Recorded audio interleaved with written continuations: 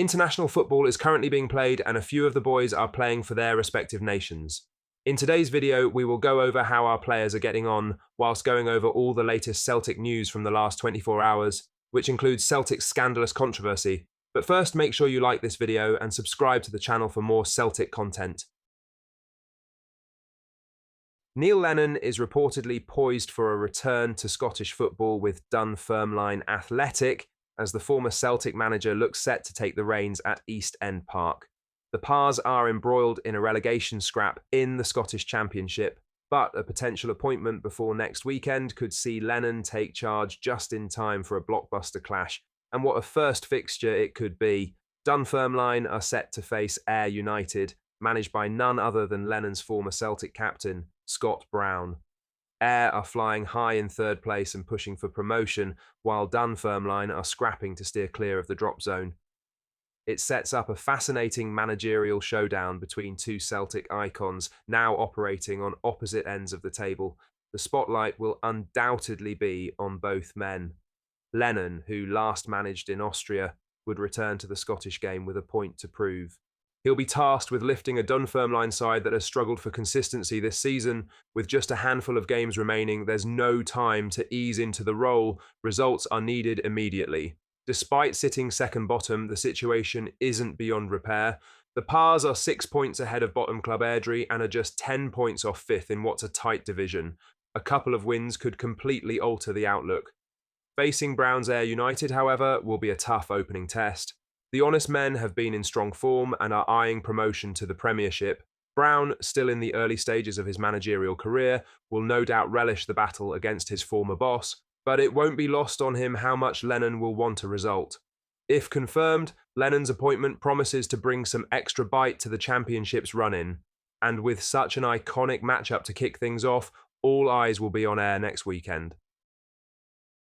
Now for the main story, as Celtic are head and shoulders above rivals Rangers and closing in on a domestic treble this term despite losing 3-2 at home against the Ibrox club on Sunday, 16th March.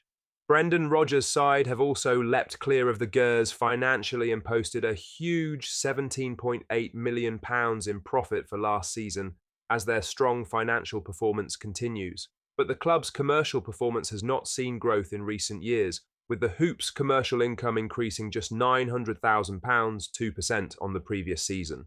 Celtic have launched a number of marketing schemes this term, partnering with kit manufacturer Adidas. Aberdeen's former chief Keith Wines, who served as CEO at Pittodrie between 2000 and 2004, had lengthy spells as the chief of Everton and Aston Villa, and now runs a football consultancy advising elite clubs, has had his say on a new controversy at Celtic. Celtic have recently launched an Adidas original strip costing £90, which the club say lets fans show their love for the club and its Irish roots. Speaking on the new edition of Football Insider's Inside Track podcast, Winnes insisted that price is too much, with work to be done on tapping into the international market to reduce the cost for fans.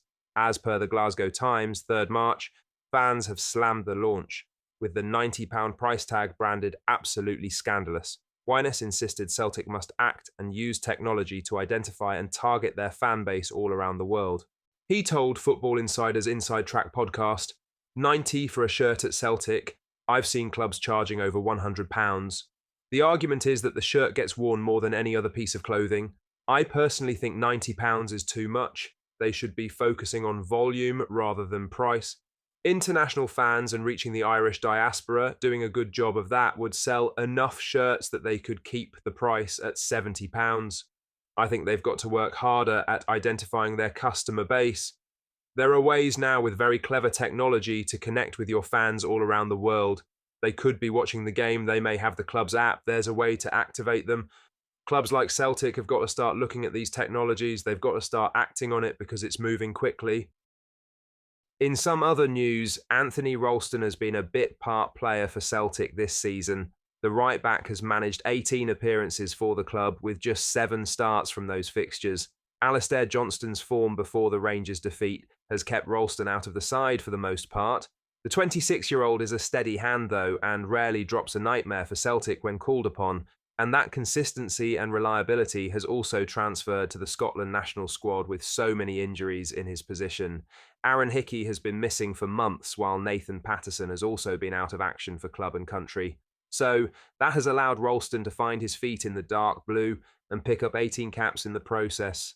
Last night, the defender put in a hell of a shift in a 1-0 win over Greece away from home in a Nations League playoff before he was eventually brought off for Max Johnston's debut. Head coach Steve Clarke was proud of Ralston and even mentioned his lack of game time at Celtic Park as a reason why he was so pleased with his player. Two of the defenders don't play regularly at their club, which is a big credit to them, and how they prepare themselves, Tony Ralston and Grant Hanley. They did a great job, Clarke said on BBC Sport Sound. In front of them, we were solid in midfield and worked hard, but we just dropped a little bit too deep. You defend as a team. We were under a lot of pressure in the second half. We defended a lot of situations, corners, free kicks very well. And when you strip back the figures, there's only one shot on target. It's not like Craig Gordon was making save after save. But we did feel under pressure in the second half, and we had to show a different side to our game, different side to our character, brave defending and good defending. But maybe we should have been a little bit braver on the ball and tried to dictate the game a little bit more if I'm being picky. It was an excellent outing for the Scots, and Ralston in particular, who kept Kostas Tsimikas of Liverpool and Club Brugge star Christos Tsolis quiet. Ralston has developed as a Celtic player over the past number of years under Brendan Rodgers, and his outings in big games, including the Glasgow Derby and in the Champions League, have prepared him for national duty. He has played in total now 121 times for the Hoops first team and is still tied down on a deal until 2027, so there's surely more to come. And if Johnston leaves Celtic anytime soon, amid Inter Milan interest and Premier League sides circling, Ralston would be a solid deputy before Rodgers looks at the summer window. And lastly, former referee Steve Conroy insists the SFA must take action against Rangers winger Václav Cerny for his pathetic behaviour during the Glasgow Derby. Cerny is under investigation by Police Scotland for spraying water at Celtic fans while celebrating Rangers' dramatic 3-2 win at Parkhead. Celtic, who had fought back from 2-0 down before Hamza Igamani's late strike sealed victory for their rivals, have also raised concerns over the incident near the dugouts. Conroy believes Cerny will face consequences, whether a one-game ban or an official censure, and criticised his actions as infantile. Speaking on the Ref's View podcast, he emphasised that while the refereeing team had no involvement, the SFA will be expected to act. A censure, often used for players who make inappropriate comments, could be the likely punishment rather than a suspension, which Conroy suggests would be excessive. Celtic fans, what are your thoughts on what we discussed in today's video? Let us know down in the comments section below. That does bring us to the end of today's video. Make sure you hit the like button and subscribe to the channel for more Celtic content. Thank you.